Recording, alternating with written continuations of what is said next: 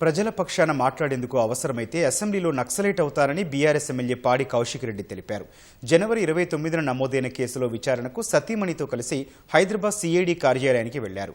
వీణవంకలో సమ్మక్క జాతర సందర్భంగా పోలీసుల విధుల అడ్డంకి, దూషణలు, మత విద్వేష వ్యాఖ్యలపై కేసు నమోదైంది.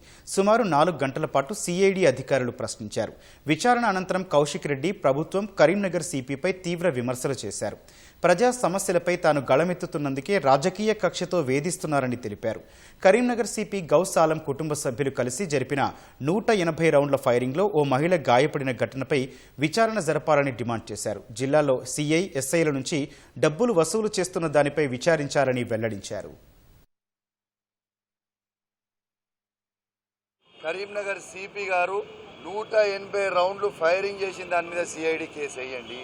ఇలా కరీంనగర్ జిల్లాలో ఉన్న పోలీస్ ఆఫీసర్లందరినీ కూడా వేధిస్తున్నారని చెప్పిన, ఎస్హెచ్ఓ దగ్గర డబ్బులు వసూలు చేస్తున్నారని చెప్పిన దాని మీద ఏంటి సిఐడి. ఇలా కరీంనగర్ జిల్లాలో 337 మంది హోంగార్డులని ట్రాన్స్ఫర్ చేసినప్పుడు ఇలా 186 మంది దగ్గర, జగిత్యాల జిల్లా, సిరిసిల్ల జిల్లా దగ్గర ఉన్న హోంగార్డులని వాళ్ళని కరీంనగర్ లో పోస్టింగ్ చేయడానికి ఒక్కొక్కరి దగ్గర ₹1,00,000 వసూలు చేసి 1,86,00,000 వసూలు చేసిండు. దాని మీద సిఐడి ఎంక్వైరీ చేయండి. మీరు ఎన్ని సిఐడి కేసులు వేసినా ఏం వేసినా భయపడేటోడు ఎవరు లేరు.